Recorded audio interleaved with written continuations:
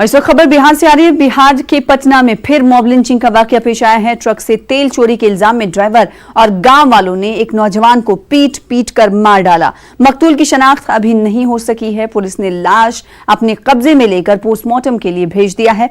Police अब इस मामले में हमलावरों की तलाश कर रही है।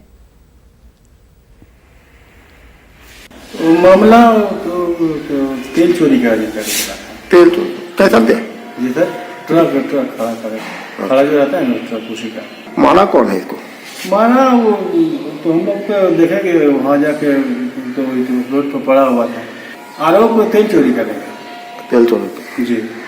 अब ड्राइवर लोग मारा है, कौन मारा है तो हम नहीं बता सकते हैं, लेकिन मारपीट किया है। तो वहीं पर मरा हुआ था कि नहीं, हॉस्पिटल में। हॉस्पिटल में जी। वहाँ ठीक था जी सर।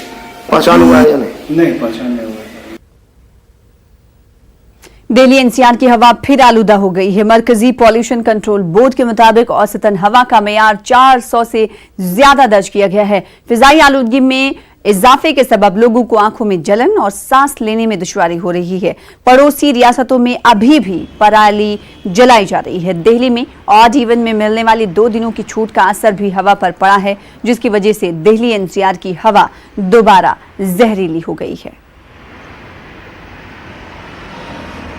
AQI है जो एवरेज 100-200 दिल्ली का रहता है। अभी प्रदूषण के टाइम में ये 600-700 मतलब बहुत ही डेंजरस लेवल पे पहुंच जाता है। ये गाड़ियों की संख्या तो आपको दिल्ली में कम करनी पड़ेगी। इसको आप किसी भी आधार पे करें, चाहे जिस तरीके से भी ये पॉसिबल है।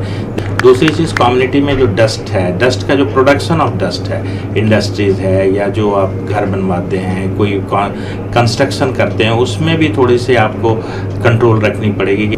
आउटडोर एक्टिविटीज़ को रेस्ट्रिक्ट करें।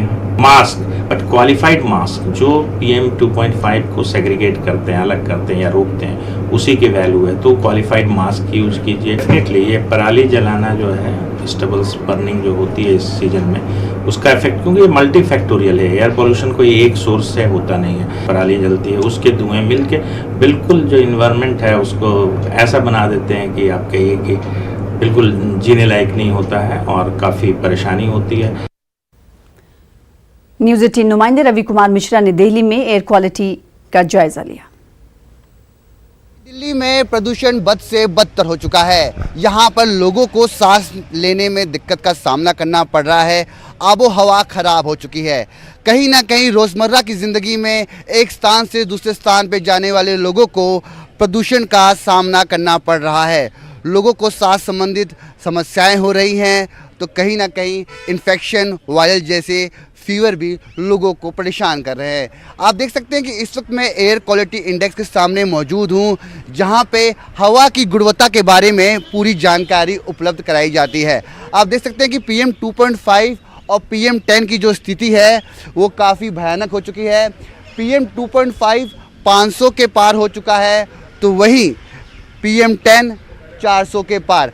और बात करें दिल्ली के अलग अलग इलाकों में, तो ये स्थिति यूं ही बरकरार है और कहीं ना कहीं लोगों को काफ़ी समस्या का सामना करना पड़ रहा है। बीते पिछले कुछ दिनों में दिल्ली में ऑड इवन फार्मूला लागू हुआ था। 2 दिन की रियायत दी गई थी, चूँकि 550वें गुरु पर्व के दिन लोगों को रियायत दी गई, ऑड इवन से छुटकारा मिला। मगर आपको बता दूं कि ऑड इवन 15 तारीख तक ये फार्मूला दिल्ली में यूं ही चलता रहेगा और कहीं ना कहीं ऑड इवन से जो जनता जनार्दन को राहत मिली थी, वो राहत अभी दूर दिखाई दे रही है, क्योंकि दिल्ली में प्रदूषण की जो आबो हवा है वो स्थिति पहले से और ज़्यादा खराब है। हवा जहरीली हो गई है और लोगों को सांस लेने में दिक्कत का सामना करना पड़ रहा है। कैमरा पर्सन अंकित के साथ मैं रवि कुमार मिश्रा, न्यूज़ 18 नई दिल्ली।